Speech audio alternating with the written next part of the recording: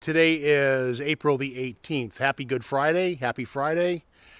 We are out locally today, mainly because the weather's nicer down here. It's still a little bit snowy up in Vermont. And if I'm going to be completely honest, I didn't feel like making the trip when I have other plans this weekend. It just worked out better to do it here. Caveat for where I am today, however, is to be more bear aware because this particular stretch of woods does have a fair amount of black bear presence, and it is 62 degrees today in the month of April, so there's a very potential chance of running into one. So that is something to bear in mind, no pun intended, of course, when we head out into the wood line and see what's going on in this stretch of woods. Next week and going forward after that, I'll be in Vermont more likely, more often. But for this week, just weekend, Easter plans, Good Friday, all that. It's just easier to stay local for a number of considerations. Anyway, let's get moving. Let's see what we find. We're going into an area I haven't been in a few months and see what we have going on there. Maybe we trip over a bear, maybe we don't. But let's see where we get, and we'll be at the end of it, we'll know. Thanks. We're back, and we're heading into the tree line, and kind of a relevant commentary this time of year. Potentially happens other times a year too, but this time of year it seems like woodpeckers get a lot more active. And when you start hiking, if you're kind of a noob to the subject and you start thinking you're hearing wood knocks, don't rule out woodpeckers. The other day I posted a picture, very close-up picture of a very photogenic feeling pileated woodpecker, which is a surprisingly large bird, but to my surprise, he was a lot more interested in whatever he was trying to get at in that tree stump than, actually it was a full tree, than having me walk by like 10 feet away, because normally a bird like that I would think would fly away, but he wasn't having it. He wanted to have that. The other pertinent thing this time of year, again, like I already mentioned, is bear awareness. This is all bear habitat, and to make the point, over that way a couple years ago, a bear crossed in front of me, and I do actually have that on video in an old video, and for a while I had that in my opening sequence too. And I've had probably 4 bear encounters in this particular stretch of woods, so I mean, they're here. If I'm talking like I am right now, they're more likely to hear me and avoid me, which is part of why I do that. But they are here, and I don't know if you can hear that. That's a woodpecker right there in the distance. Because the fun part is, in different times of the year, I've actually heard what potentially could have been wood knocks. I don't think there is a stationary population of Bigfoot in Connecticut. However, with the amount of forest density in the general region, I don't rule out the vague possibility of like a migratory group or something, if you believe in that kind of thing. The proof is in the pudding, and I'll freely admit I don't have it. That is a conjecture, but that's a conjecture based on seasonal observations going back probably multiple decades now. So believe what you want, but ... Whereas my encounters in the Green Mountains have been more indicative of they have food, they have cover, they have water. They tend to rotate around a greater area, but they don't migrate per se as much as if, like, going on the assumption like part of their diet is meat-based and they're eating deer and the like. If deer are migrating, they're going to follow the food source more likely than migratory.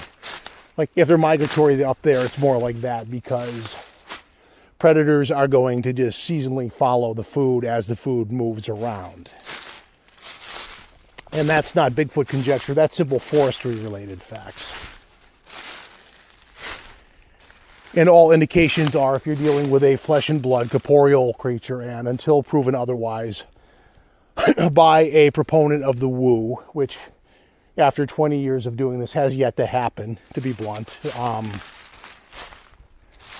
You're dealing with a corporeal, primate-esque, hominid-esque, somewhere in that mix, omnivorous creature. Even panda bears are equipped to eat meat should they so choose, even though they may not. I recently saw a thing, another weird example. It's more of a canine, but the maned wolf out of South America is a weird ass looking thing. If you crossed a wolf with what I call a Maris dog, if you ever saw Frasier, and a greyhound, it's this weird, longly, skinny looking wolf-like thing, but 90% of its diet is fruit. It's a weird ass thing, but they do have that little bit of meat still nonetheless, because it's basically a kind of dog-esque thing. I'm not going to say what the exact mix is, because quite honestly, I don't know. But it is a canine. It does have canine characteristics. Whereas something like a hyena kind of sort of looks like a dog, but if I remember right, they're kind of their own genus. Just in case you think I'm randomly making shit up on the internet, you can look some of this stuff up yourself. I'm gradually getting down to where I want to get. And so far, granted I'm yapping and making a small racket getting down here, but so far no bears. And if I do run into a bear, with any luck, I can get him on film and he's feeling photogenic without feeling homicidal. They are waking up and they're hungry, so. But I also don't have any food on me, so. As long as he doesn't feel hungry off of the smell of coffee, we should be good. But I'm trying to think of any. So recently, and this is kind of a shout out, there's a Connecticut Bigfoot research group that popped up on Facebook, and I've had a couple of conversations online with this guy. And dude, if you're out there, I do owe you a phone call. I will get there. Sorry, I'm just not good with phone calls. I get busy during the day, and we'll get there. But we do chat on Facebook. He seems like a decent guy. He's in one of the woodzier ends of the state, so heading out in the field with him during the course of now and again might not be a bad thing, if only to gauge where he's at in his own journey with this subject. You never know. When I was with Nezra, you had a mixed bag of folks too, where some were brand new, others were people that had gone out and done some stuff for the BFRO or other groups. And other people in the network. One guy was a bit of a noob. The other guy had attempted to interact, I believe, with the NAWAC. But being on this coast, and they're predominantly West Coast, I don't know how that worked out. It might have just been geographically incompatible. I don't know. But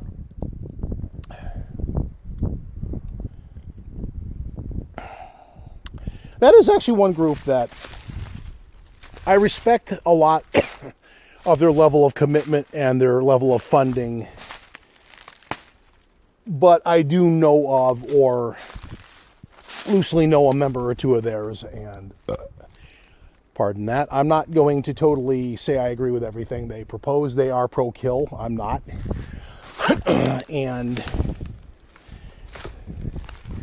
I'm not going to mention her name, but if she watches my stuff by any token chance, she'll probably know I'm talking about her. And she's very, very into the Native American aspect of the subject. And as a result, she's very protective of Native American artifacts in the thing. So when you have people online showing where they found arrowheads or something, she'll get grumpy about that, yet she's pro-kill for Bigfoot. I'm sorry, but I find that massively hypocritical. And I'm not apologetic in saying so. And if you want to just call me like a Bigfooting curmudgeon who over the course of the time has gotten past 40 a little bit and gotten to that point that we call zero fucks given, that's okay. There are people out there. I don't want this to turn completely into a ragging on the community style video, but again, the community is not. It's basically mud flinging sand piles a lot of the time. And There's a guy out there right now who's probably pissed that I can see his group on Facebook because we have not always gotten along that well, but this is because he got grumpy after being a thin-skinned little bitch years ago and not liking the fact that I called out that the reason his sidekick buddy kind of got grumpy with him for a long time was because you basically stuck a knife in his back. And that is a character-defining moment for me. And nowadays, he posted something the other day where he's preaching about how everybody should get along and be nice and respect everybody else's opinions. And if you're looking to exploit the subject forever and a day, you know, keep milking the cash cow, okay, but here's the thing. If you'd actually like to see it solved and get to the bottom of the mystery for reasons that are completely more, you know, nuts and bolts, the people that are spewing nonsense are in the way, and frankly, if you're one of them, you're a hypocrite and you're in the way as well. Fuck you and your white noise. And that's what I would say is fuck you and your white noise. You know the things that you did in the past, and at one point you even said you were leaving the community because you didn't like the person that you were, but like roaches after atomic testing, you came back. Welcome back. Fuck you for being here.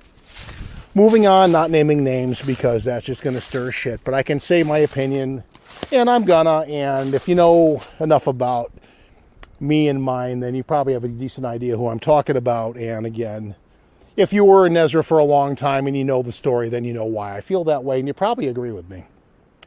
But that's going to be enough for now. We're going to take a quick segment break, head over that way, kind of loop around this waterway, end up somewhere over where you see the thick pine stuff over there.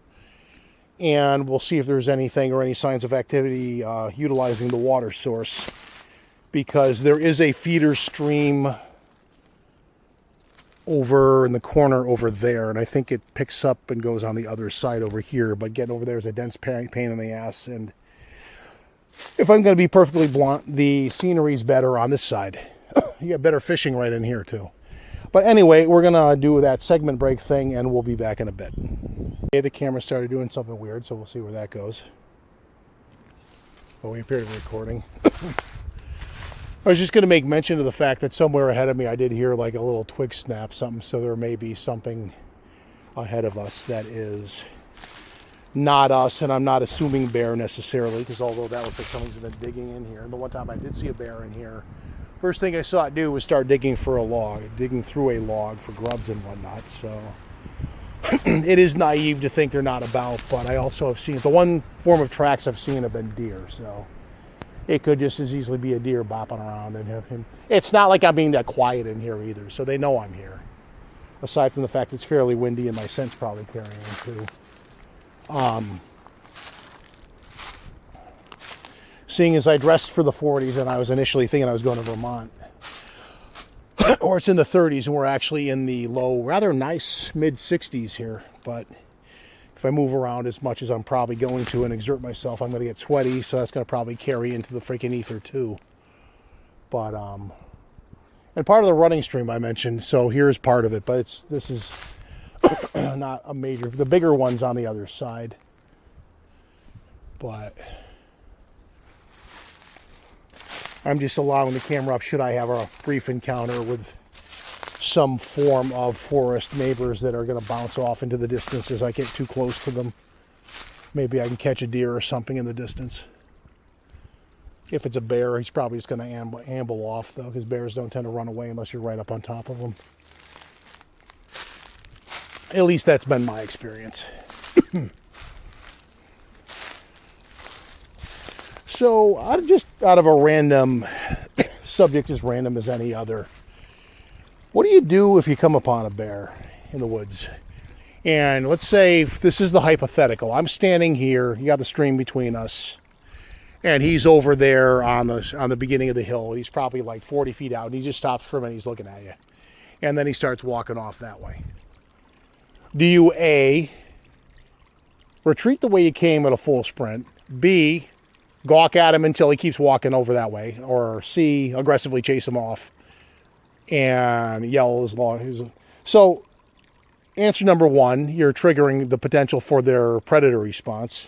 because you're running from them and making yourself seem as prey, which is not good. So that is the wrong answer.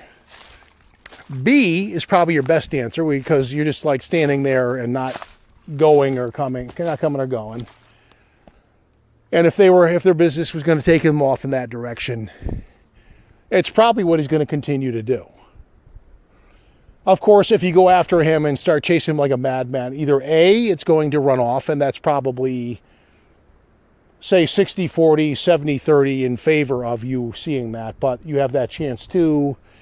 He's going to rear up, and now you got him all pissed off, and he wants to talk about it. So the correct answer is B.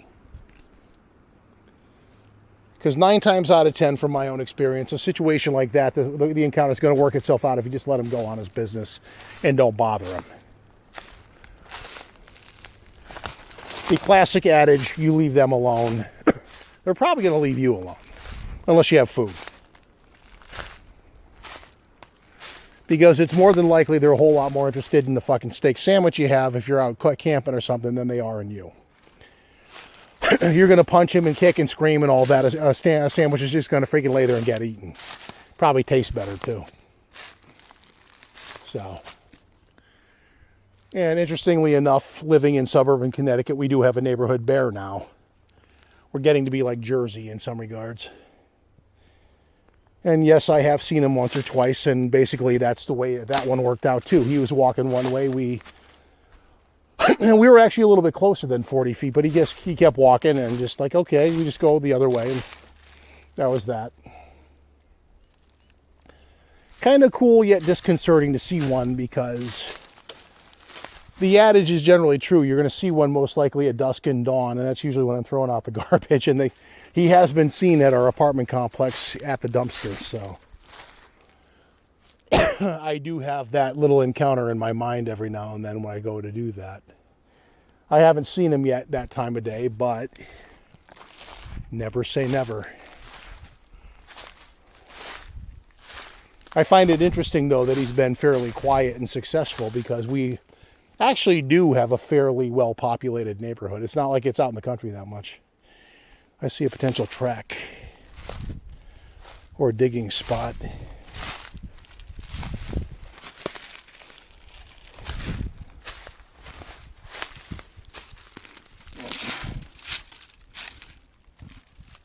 Sadly, though, that could be anything. Just more, though.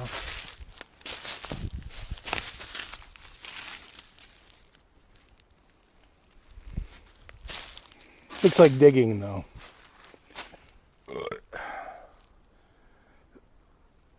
I'm not sure. No, it's digging, more than likely.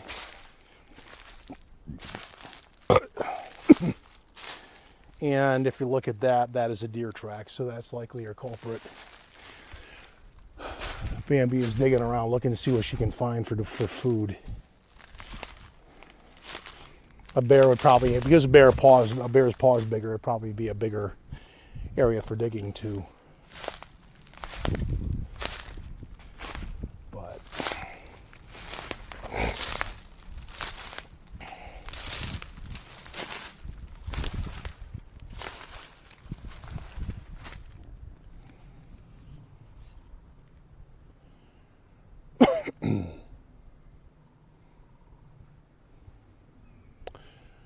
whatever was over here seems to have moved on. And I don't think it's anything Bigfoot related, namely because you can hear songbirds are all around too. And normally when there's the potential for something like that in the neighborhood, you don't hear shit out here. In fact, you'll notice I don't hear bugs, I don't hear birds, I don't hear anything. And I have had an occasion or two out here, like, why did it suddenly get so quiet? So you just kind of just like blend in and listen. Sometimes you'll hear a wood knock, sometimes you won't.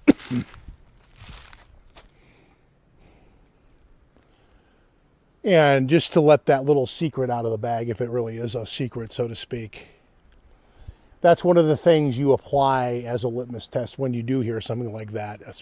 In the winter, you have it can be quiet in the winter just because it's winter and you have snow on the ground. And a blanket of snow will make things dead quiet. But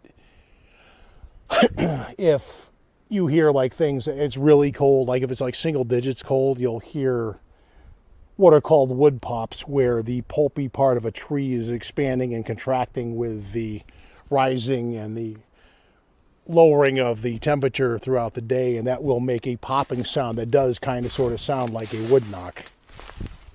I've literally had one happen within like 30 feet of me, and look over, and yeah, there's no monkey man there whacking on a tree with a stick.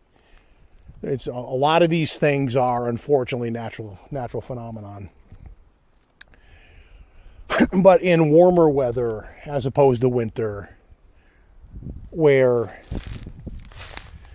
like even deer are going to be walking through, they're going to make some element of noise like you hear me making right now. A bear to some degree too, although because bears are more nonchalant and just kind of amble through, they do tend to be a little bit quieter, believe it or not. Of course, until they're right on top of you, and then they grunt for some. If they're the one time I had one almost come into a campsite looking for food, he was grunting a little bit, but possibly trying to scare me off to see what I had. But unfortunately for him, I had already cooked 2 hours before there, and he missed the dinner bell. Sucks to be him, but that's how that works. Anyway, on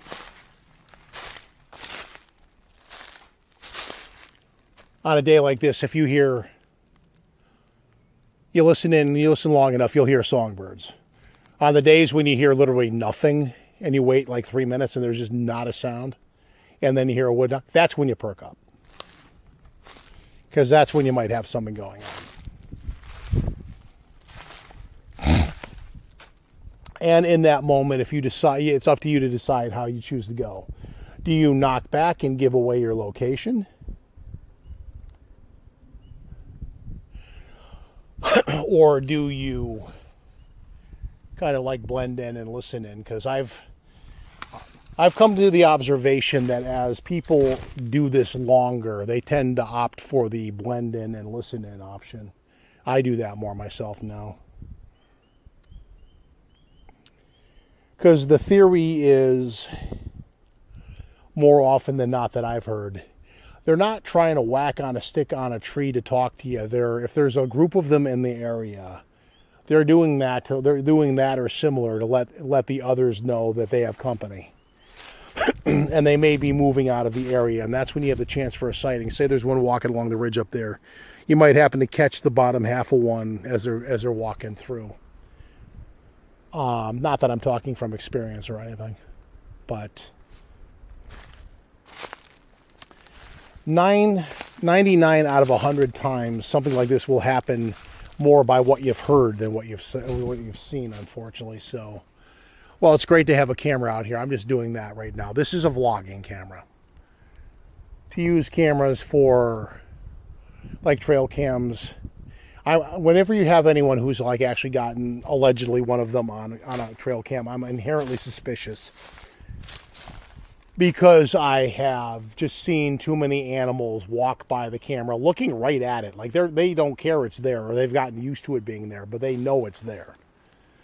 There's either a smell or a buzzing noise that they hear at a different frequency or something, but they know it's there. I've had a deer walk right up to one and sniff the lens and fog it up, almost like it was on purpose. Coyotes walking by, and they're right at the edge of it, and they're looking right at it. They know it's there. The eye shine is looking right at the freaking camera. They know.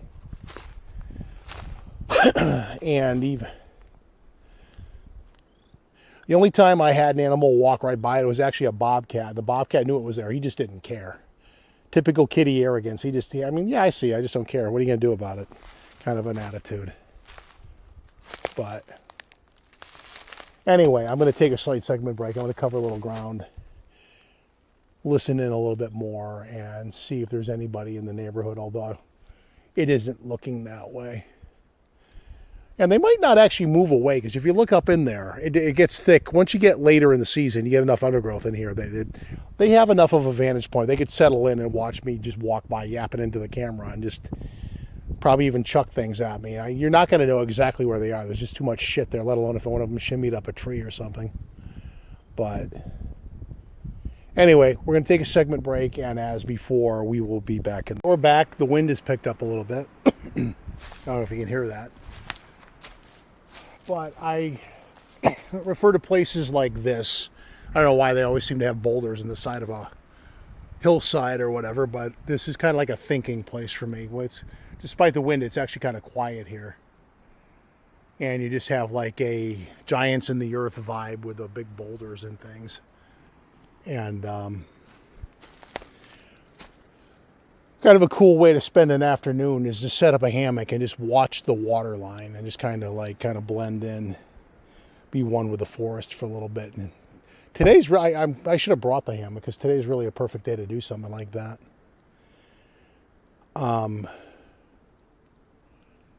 But just me thinking out loud.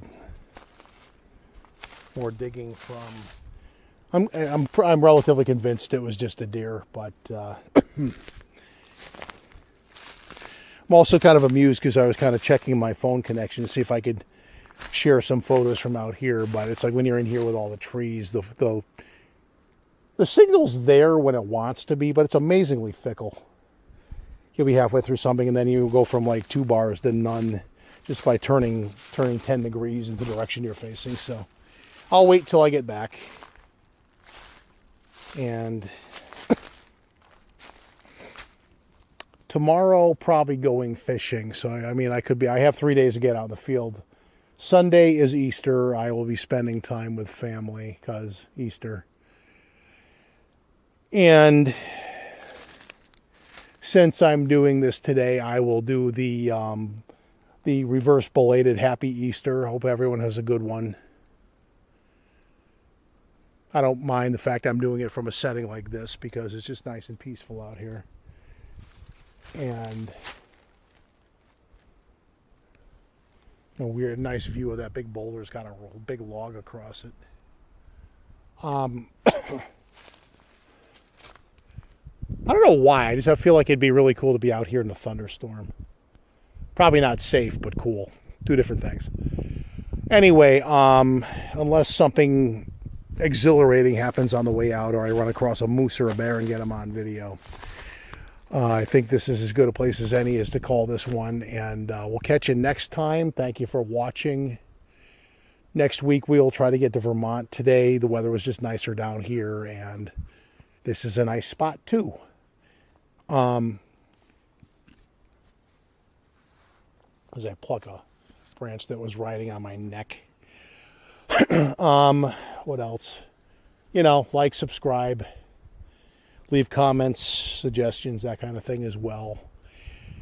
And to the dude and the Facebook group that I haven't caught up to yet, I do owe you a phone call. We'll try to get to that over the weekend, although not Easter, because Easter is time for family, and we'll catch you guys the next time. So until then,